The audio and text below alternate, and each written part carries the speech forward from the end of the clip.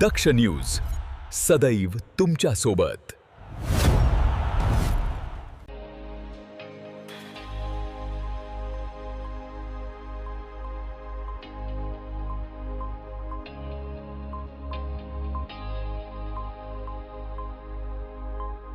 नाशिक शहरातील रस्त्यांच्या दुरावस्थेच्या प्रश्नावर नाशिक ट्रान्सपोर्ट असोसिएशननं आक्रमक भूमिका घेत प्रशासनाला 20 ऑगस्ट 2026 पर्यंतचा अल्टिमेटम दिलाय।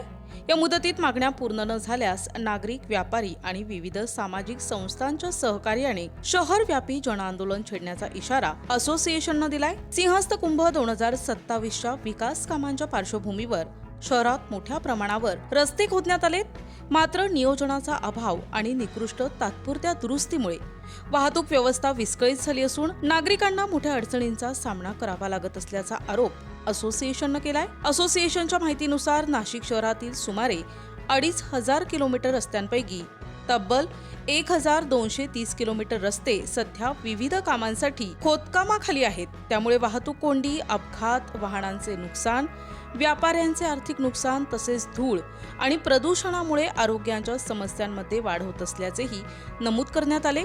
यावेळी असोसिएशननं सर्व धोकादायक खड्ड्यांची कायमस्वरूपी दुरुस्ती, प्रत्येक कामाच्या ठिकाणी सुरक्षा मानकांचे काटेकोर पालन, रस्ते कामांचे योग्य नियोजन आणि खराब रस्त्यांमुळे झालेल्या नुकसानीची जबाबदारी निश्चित करण्याची मागणी केली आहे। तसेच 20 ऑगस्ट पर्यंत शहरातील सर्व सुरू असलेल्या रस्ते कामांची माहिती सार्वजनिक करावी, संबंधित एजन्सीचे नाव, काम पूर्ण होण्याची अपेक्षित तारीख आणि वेळापत्रक दर्शविणारे फलक प्रत्येक कामाच्या ठिकाणी लावावेत, अशी मागणीही करण्यात आली आहे। मागण्या निर्धारित मुदतीत पूर्ण न झाल्यास लोकशाही मार्गाने जनजागृती मोर्चा, व्यापक आंदोलन आणि तीव्र स्वरूपाचे जनआंदोलन उभारण्यात येईल, असा इशारा नाशिक ट्रान्सपोर्ट असोसिएशनने दिलाय। अंजू भगवानदास सिंगल, संस्थापक अध्यक्ष नासिक ट्रांसपोर्ट एसोसिएशन। आज सरकार का ध्यान इस विषय पे केंद्रित करना चाहता हूँ, नासिक में खड्डे या खड्डे में नासिक। इस विषय के ऊपर आज हमने जो प्रेस ली है, हमारा एक ही बोलना है कि जो भी खड्डे नासिक में हुए, जिसकी वजह से बहुत ज़्यादा पब्लिक का नुकसान हुआ है, गाड़ियों का नुकसान हुआ है, जन हानि हुई है, फाइनेंशियली हानि हुई है, वो हानि फ्यूचर में ना हो, खड्डों को व्यवस्थित रूप से भरा जाए और सड़क जल्दी से जल्दी बनाई जाए। हर सड़क पर फलक लगाया जाए कि ये सड़क कब कंप्लीट होगी। हमारा विरोध सरकार के डेवलपमेंट से नहीं है, हम चाहते हैं नासिक डेवलप हो, लेकिन डेवलप करने के साथ साथ ये डेवलपमेंट कभी कंप्लीट होगा, ताकि एक रोड कंप्लीट हो तो दूसरी रोड स्टार्ट हो। सब एक साथ में शुरू कर दिए तो पर्याय मार्ग कोई नहीं जाने के लिए। सुबह एक रास्ते से जाते हैं, शाम को आते तो वो रास्ता बंद मिलता है।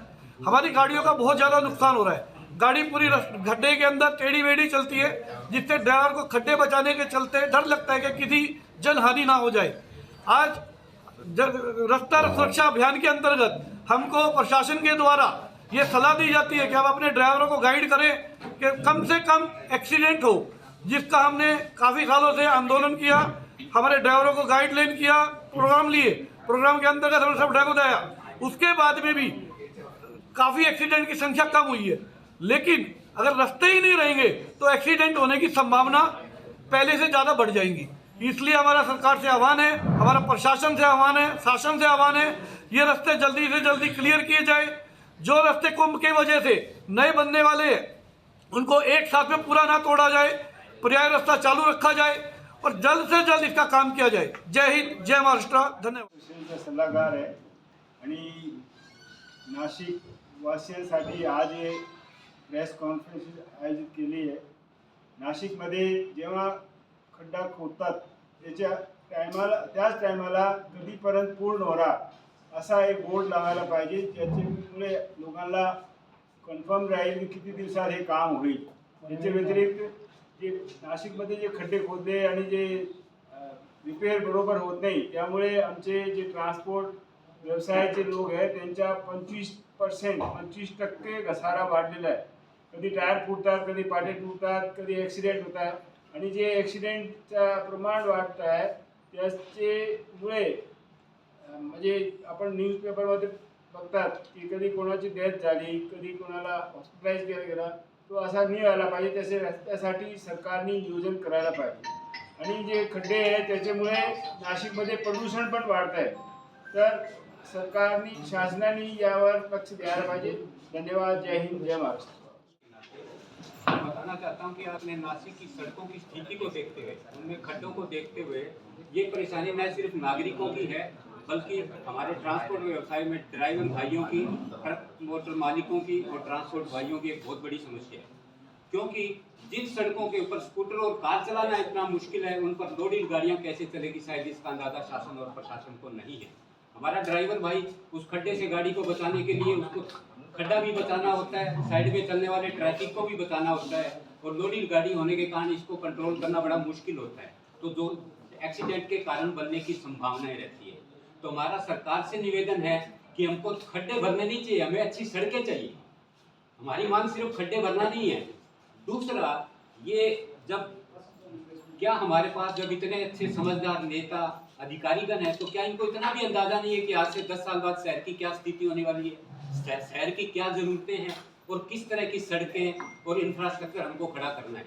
तो प्रशासन को एक भावी प्लानिंग के साथ अच्छा काम करने की जरूरत है. ये हमारे सभी नागरिकों की भी मांग है, ट्रांसपोर्ट व्यवसाय की खास करके ये मांग है.